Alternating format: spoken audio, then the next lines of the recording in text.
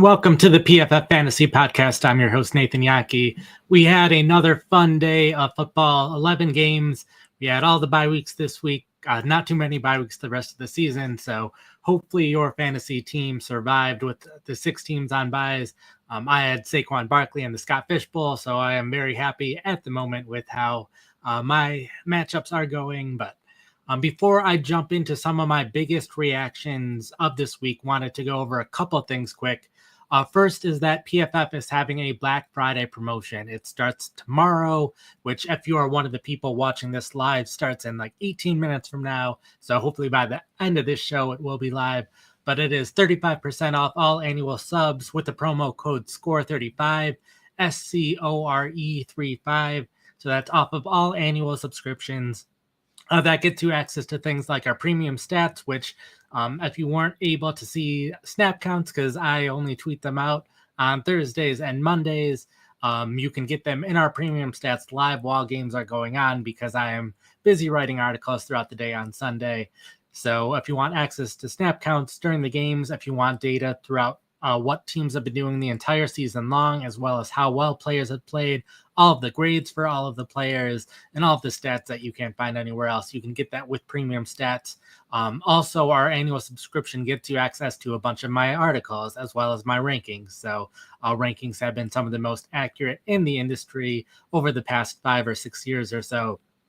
So that gets you access to the rankings, and then also gets you access to my articles like the waiver article, like the start sit article, rest of season rankings, and so on. So again, that's promo code SCORE35, and that goes until December 2nd. So if you need to wait a couple of days to get that, you are certainly welcome to, but that goes live tomorrow. Other thing is I am on Blue Sky as well as X. So if you want to follow me over at Blue Sky, again, PFF Nate Jahnke there. I have been tweeting sharing snap counts there as well as other information. So if you want to follow me there, you are more than welcome to. First situation I want to cover today is not just a position group for a team, but it is an entire team, and that is the New York Giants. We saw the team bench Daniel Jones and then release him, and it seemed like they were making a change, not just at quarterback, but a general change to start shifting their mindset to 2025 and what they want to do next year. And that included giving a lot of other players who don't typically see a lot of playing time more playing time. That happened at all 3 positions in this game. It happened at running back, where we saw at the start of the game Tyrone Tracy see his usual amount of playing time, but after the first 2 drives, it was Devin Singletary getting a lot of work over the rest of the first half. The Giants came out of the second half. Again, Tracy seeing a lot of snaps on that first drive, but barely seeing playing time over the rest of the half again, with Singletary and Eric Ray seeing more playing time. So we saw Eric Ray a lot more this week than we've seen in other weeks. We've seen Devin Singletary mix in a little bit more. Not all that exciting when Tyrone Tracy, with his history as a receiver, is running the 3rd most routes among the Giants running backs, but he did still see 9 carries compared to just 2 by Singletary, just 1 by Gray. So Tracy is still the clear running back to want in fantasy football, but this is still fairly concerning that he was rotated out a lot more than he had been the past couple weeks, even though he seemed to be playing pretty decent. So a lot more hesitant to start Tracy going forward. Definitely want to see what they do next week, but it's just a weird situation. And then at wide receiver, Malik Neighbors, he didn't see a target in the first half, then saw a bunch of targets in the second half. But the interesting thing there was the other outside wide receiver spot. We had seen Darius Slayton constantly playing at least 85% of the offensive snaps each week as that clear number 2 outside receiver, where Wan'Dale Robinson has been the slot receiver all year. This week, it was Slayton rotating with Jalen Hyatt. They saw equal number of routes run. Slayton saw 1 target, none by Hyatt. Slayton is someone that I had been considering off the waiver wire, considering the Giants have such a nice schedule for the offense over the rest of the season. But if Slayton's going to be rotating like this, then I'm not interested in him off the waiver wire anymore. And it makes sense for them to want to see more of Jalen Hyatt, considering we haven't really seen a lot of him this season. Tight end was another position. Theo Johnson getting rotated out more than he has basically in any game throughout the season. Played 73% of offensive snaps, which was his second lowest rate of the year. There's been times where he's been rotated out a little bit for Chris Manhertz, their run blocking tight end. But in this game, there was more of Daniel Bellinger playing. Bellinger has been a tight end for the team for a little bit now, was at time a starter when there have been injuries, but he was running a lot more routes. So Theo Johnson, not just seeing fewer plays in this game, but fewer routes than he typically runs. The nice thing is he did have 6 targets in this game, but he is another player that I was considering off the waiver wire in previous weeks, and I'm a little more hesitant now seeing this rotation. And it's not just this is what happened in this game, but I don't know what will happen in the future games, if we're going to see more changes in the offense, if they're going to try out different things now that they basically seem to start getting ready for next year with all the changes they made. So I'll be curious to see what they do going forward. I think ideally I'd hope that they would still play Tracy a lot and play Johnson a lot, since they are theoretically the future at the running back and tight end position for this offense. But we'll have to see what they do, and things could change, things could stay the same. But given that there's only 5 more weeks of the fantasy season, there's not a whole lot of time where we can see what changes and then react to it.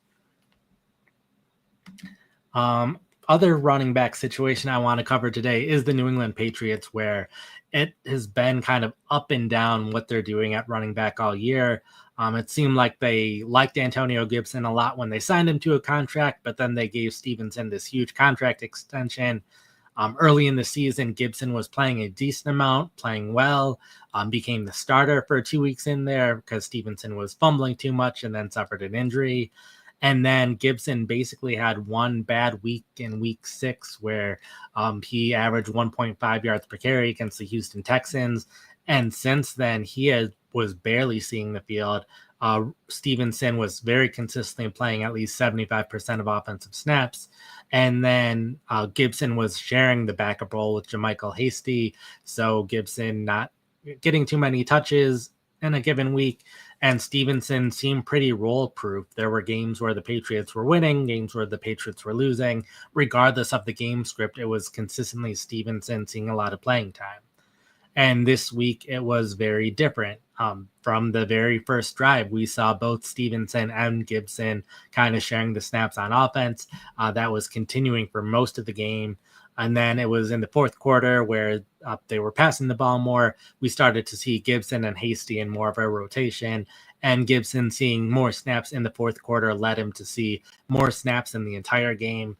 And it was not just like Gibson playing the passing down role, Stevenson the early down role. They were splitting snaps on early downs, splitting snaps on third downs, even some short yardage situations, splitting snaps. So I think we could see Gibson continue to have a larger role over the rest of the season. The Patriots do have a generally favorable schedule.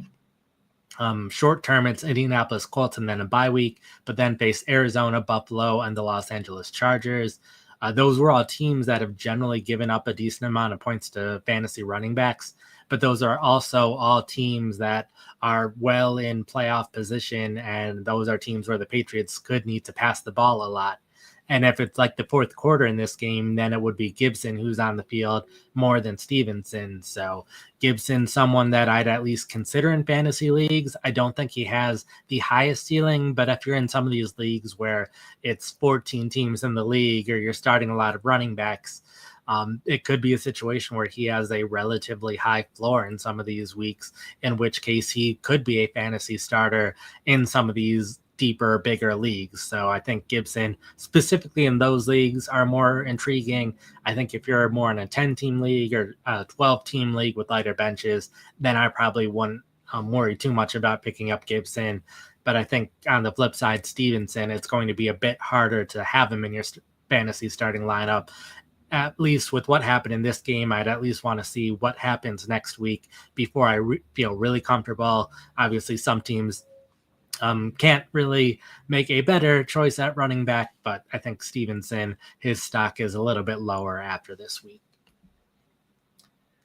Next situation I want to cover is at wide receiver, and that's with the San Francisco 49ers with Deebo Samuel. And we saw him play fewer snaps than we have seen him play in a long time in a game where we think he was healthy throughout the game.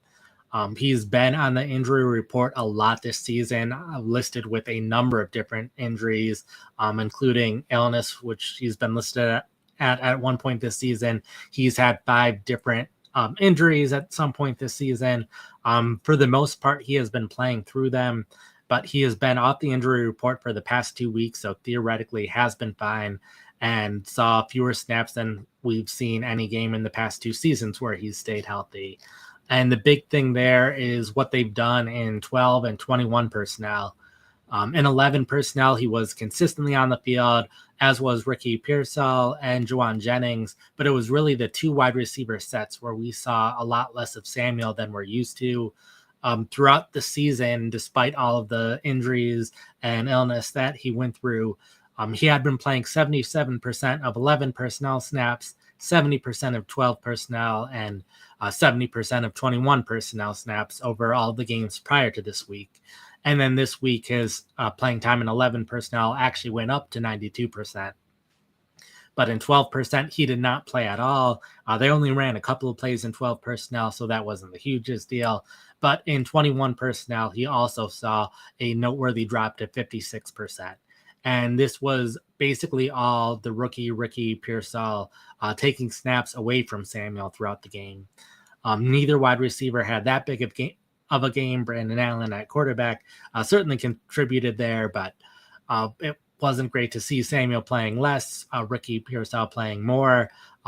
It is good news for the rookie receiver, even though he really hasn't done much the last 2 weeks. Still worth taking a chance on him off the waiver wire. But with Samuel, he is another player that I'd be a bit more hesitant to start going forward, especially if he seems frustrated with this role. There's a chance that things could change in a worse direction. And if the 49ers, they are still well in the playoff race in the NFC West. All teams right around 500 at this point of the season. So it is anyone that can win the division. So I don't think the 49ers will be looking too much to the future anytime soon, because they still definitely have a chance of making the playoffs this year. But it was definitely interesting to see Ricky Pearsall playing more in those 2 wide receiver sets, especially compared to what he was doing even just a week ago. So pretty significant change for the 49ers and how they were using their wide receivers. Next situation I want to cover is the Panthers wide receiver group. We saw Adam Thielen return to the lineup. He had been out for the past several weeks. It's been since very early in the season that we saw Adam Thielen. Thielen throughout his career with the Vikings was an outside receiver. Then when he joined the Panthers last season, was playing on the outside in 2 receiver sets, and then in the slot in 3 receiver sets, especially early last season, playing very well in that role. This season with the new coaching staff early in the season, he was just playing in 3 receiver sets for the most part. It was Xavier Legette and Deontay Johnson playing on the outside in 2 receiver sets early in the season. Deontay Johnson no longer on the roster, but with Thielen back this week, he was right back in his role in the slot in 3 receiver sets. David Moore playing on the outside. The interesting thing here is Jalen Coker was inactive with a quadricep injury. Hopefully he is back in the near future, since it seemed like there was a chance that he was going to play this week. But assuming he's back, it seemed like the Panthers were already preparing for Coker to have a role with Thielen in the lineup, even though the 2 have shared the same role throughout the season, just not at the same time. And that was at outside receiver. We had seen David Moore play most of the season as the X receiver since Deontay Johnson was traded. The receiver that lined up on the line of scrimmage more often than not on the outside, where Xavier Legette was more often than not playing off the line of scrimmage, more likely to go in motion in those situations, slightly different routes that you're likely to run, different roles in the offense. This week, the roles were reversed, where Legette was more of the X receiver, Moore was more of the Z receiver, which is something that was reported on could happen earlier in the week. So that did happen, and that's noteworthy because a lot of times the slot receiver is more likely to play a Z receiver role than an X receiver role. So it seemed like they were getting ready for either Thielen or Coker to play that Z receiver role, with Leggett playing in the same place that Deontay Johnson was playing earlier in the season and David Moore had been playing in the middle parts of the season. The one wrench in that is that David Moore had a very good game this week, caught a lot of passes, had 10 targets. So one of the best games by Panthers wide receiver this season. So that potentially complicates the plans once Coker is back, hopefully next week. We could see a rotation of guys.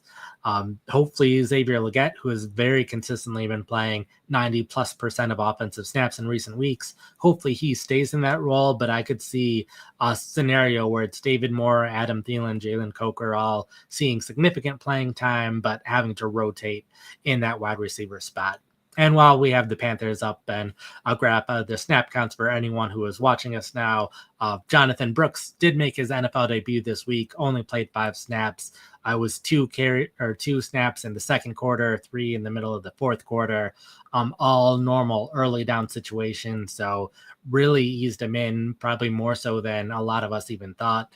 Miles Sanders on injured reserve now, so Brooks is at least the clear number 2 running back. But this allowed Chuba Hubbard to play even more than he usually does, played well in a tough matchup. So good to see out of Hubbard. But ideally, we see at least a little bit more Brooks going forward. Last situation I want to cover, and that is the Dolphins tight end with Jonnu Smith, who has been playing very well recently. He is someone that I was very concerned about at the beginning of the season. In the preseason, we saw a game where they were using all of their tight ends, and Jonnu Smith was playing all of the 11 personnel snaps, none of the 2 tight end snaps, none of the 21 personnel snaps with Alec Ingold at fullback. So that led him to play under 50% of offensive snaps for a lot of the early parts of the season. It wasn't until week 8 that he started playing over 50% of snaps. And we have seen a pretty dramatic shift both in week 8, but then over these past couple weeks as well, where he is playing significantly more in 12 personnel, which is really good to see. A lot of tight ends, in order to be a consistent fantasy starter, you need those 12 personnel snaps because teams pass a lot in those 2 tight end scenarios. So having Smith on the field has been great to see. His role recently is expanded in 11 personnel as well. He used to see the clear majority of snaps in 11 personnel, but still have to rotate out sometimes in those situations. Had been playing over 80% of 11 personnel snaps in each of the past 2 weeks, which has been great. It did dip below 80% right near the end of this game, but the Dolphins were winning by a lot. It makes sense for them to have their blocking tight ends more in those blowout situations. So it wasn't that big of a deal that he dipped below 80%, but he was consistently on the field in 12 personnel. Had been playing between 70 to 100% of snaps there in recent weeks. It dipped a bit in week 10, but then bounced back, was playing 89% of 12 personnel snaps in this game. So that was great to see. And the big concern that I had specifically this week is the last 2 weeks, Alec Ingold had been out. That meant no snaps in at least traditional 21 personnel, which is when Smith is most often off the field. Ingold was back this week. That's why he played a little bit less this week compared to last week, but the dip was not nearly as big as it could have been. So great to see Smith hovering right around 75% of offensive snaps. That's led to some pretty big games. The Dolphins offense in general is playing well. Also good to see that Waddle had a big game, so it wasn't necessarily that it had to be Waddle or Smith who's playing well. In this game, it was both of them playing well for the first time this season. So great news for the Dolphins offense in general. Smith seems to be someone who can likely be in fantasy starting lineups over the rest of the season. So that covers it for my week 12 takeaways. Definitely had more interesting notes in the big recap where I cover all of the games that happened today. Interesting notes, a lot of young receivers and young players in general making some career highs, whether it's career highs in playing time, career highs in routes run, career highs in percentage of offensive snaps. So definitely check out the recap to find some of those. Also, I didn't go too much into injuries that happened this week in the recap tonight, but there were some notable injuries, and especially on teams that are playing on either Thursday or Friday this week. So some more interesting names off the waiver wire than usual. So the waiver wire article, if you don't want to check it out in the recap, the waiver wire article will be up on Monday. And then John and I will also be back on Tuesday morning, like we are every Tuesday, to go over the waiver wire podcast. Outside of that usual schedule this week, John will have his usual IDP recaps.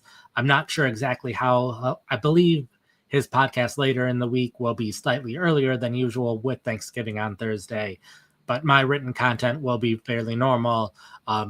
Waiver wire out tomorrow, along with the top 10 recap. On Tuesday, we'll have rest of season rankings. No more 5 to add, 5 to drop, 5 to buy low, 5 to sell high this season because the trade deadlines in most leagues have passed. But we'll have rest of season rankings as well as my upcoming week rankings later on Tuesday, and then we'll still have start sit up on Thursday. And then with the games on Thursday, with the game on Friday, we'll still have my recap articles going up like normal. Those will go up shortly after those games are finished, like they usually do.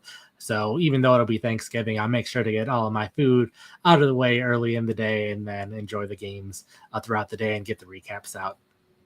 And just to recap, again, I mentioned at the start of the show, we are running a promotion for Black Friday. It is SCORE35 is the promo code, SCORE35 for 35% off annual subscriptions. So with that, again, I hope everyone had a great week 12. I hope you made it either one step closer to the playoffs, or for those of you who are in these huge leagues like the Scott Fish Bowl that are already in the playoffs, I hope you are able to advance another week.